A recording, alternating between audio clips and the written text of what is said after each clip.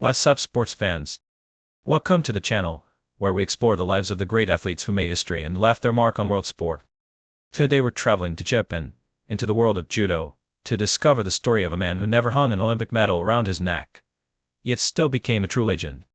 A Japanese judoka with an elegant and technical style, with a rivalry that became mythical, and with a legacy that goes far beyond titles.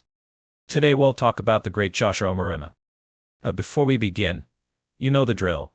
Hit like, subscribe to the channel and turn on the notification bell. And remember that here on this channel you already have more videos, where we tell the stories of great athletes who marked an era.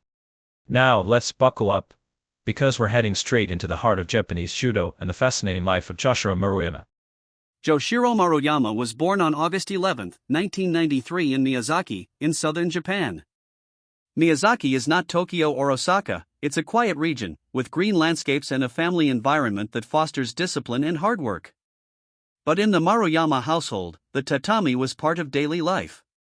There, they didn't just talk about judo, they breathed judo. His father, Kenji Maruyama, was one of the greats of his time, Asian champion at -65 kilograms and Japan's Olympic representative at Barcelona 1992. His older brother, Goki Maruyama, became junior world champion at -81 kilograms. With such lineage, Jhosiro practically was born with a judogi in his hands. At just 3 years old, he was already practicing basic falls, learning to bow before stepping on the tatami, and endlessly repeating the movements his father taught him. From childhood, he showed something special. He wasn't the strongest nor the most aggressive, but he had a calmness and precision that caught the eye. He was meticulous, elegant, and seemed to enjoy perfecting technique more than an easy victory. During his school years, Maruyama began to stand out in youth tournaments. His rise wasn't meteoric like other prodigies, but step by step he became a judoka of great level. After finishing school, he enrolled in Tenri University, one of the temples of Japanese judo. This is where champions are forged, but also character. At Tenri, life for a judoka is tough. Training starts early and stretches late into the night. Hours upon hours of randori, practice sparring, are done. Students live in shared dormitories, under a strict regime of discipline and respect. In this environment of total demand, Maruyama polished his technique. It was at Tenri where his style acquired the elegance that would define him, clean judo, with classic movements, always striving for perfection. There he also learned to be patient and not crack under pressure, a quality that would later set him apart. The road to success is rarely straight, and Maruyama learned that early. At the Tokyo Grand Slam 2013, he suffered a serious injury that forced him off the tatami. What seemed like a break of a few months turned into almost 2 years without competing. 2014 and 2015 were practically blank. In a country like Japan, where competition is brutal and each weight class is full of young talents waiting for their chance, such a long pause is often the death of a career. Many thought Maruyama would fall behind, that he'd never shine again. But he took that stage as a test. He used it to rebuild his body, work on his mental strength, and study judo even more deeply.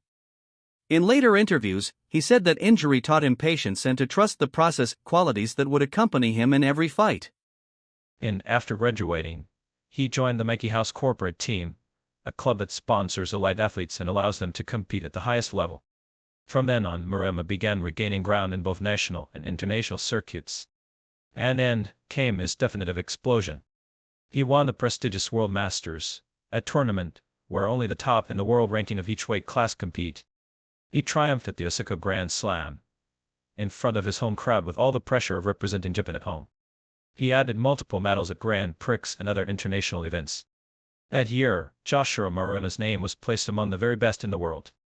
His elegant, technical style began to win over not just the Japanese, but judo fans across the planet.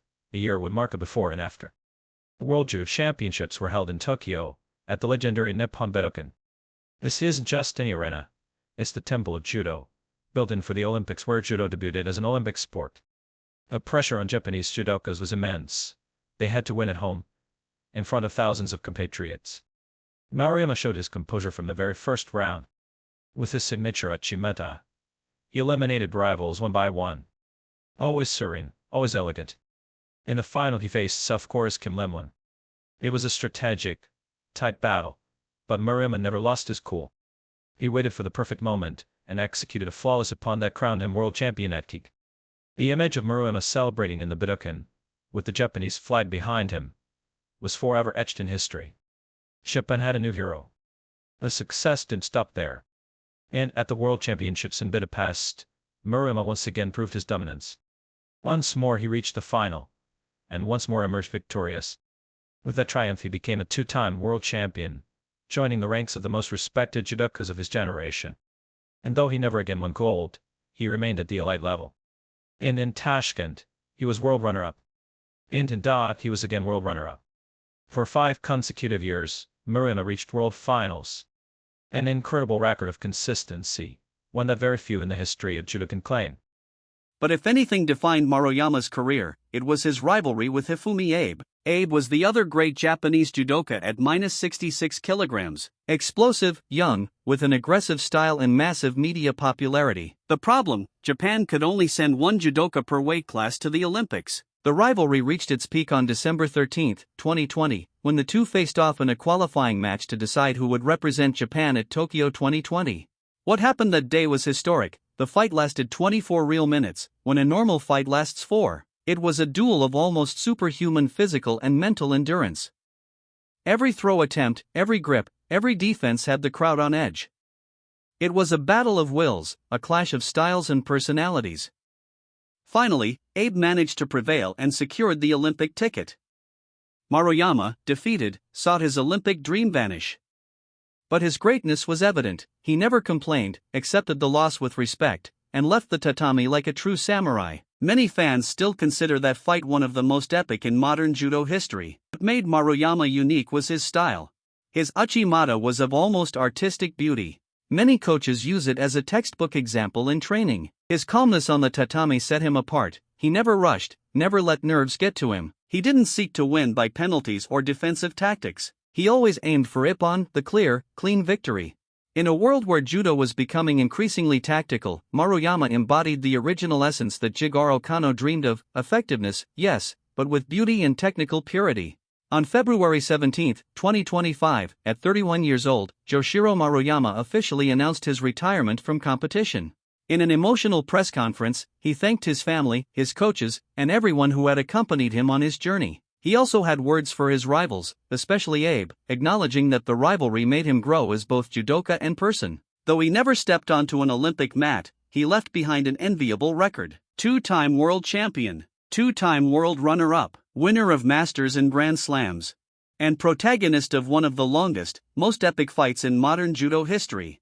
After retiring, he announced he would dedicate himself to teaching, giving seminars and workshops to pass on to young judokas the technical, elegant style that defined him. Jhosiro Maruyama's legacy goes far beyond medals. He was an example of resilience, returning after an injury that could have ended his career. He represented humility and respect, accepting painful defeats with dignity. He inspired generations of judokas with his quest for the perfect Ippon, showing that the most beautiful victory is achieved with pure technique. And he left behind a legendary rivalry with Hifumi Abe that will be remembered for decades. In many ways, Maruyama was the embodiment of the spirit of judo: maximum efficiency with minimum effort and mutual welfare and benefit, the principles Jigoro Kano established at the art's foundation. And so, sports fans, we come to the end of the story of Jhosiro Maruyama, a judoka who taught us that success is not always measured in Olympic medals, but in the respect, the technique, and the legacy you leave on the tatami. If you enjoyed this video, don't forget, hit like, subscribe to the channel, and turn on the notification bell, because here on this channel we have more videos where we tell the stories of great athletes who marked an era. So check them out, and let us know in the comments, which athlete do you want us to cover in the next episode. See you soon, sports fans, with more passion, more effort, and more glory on the tatami.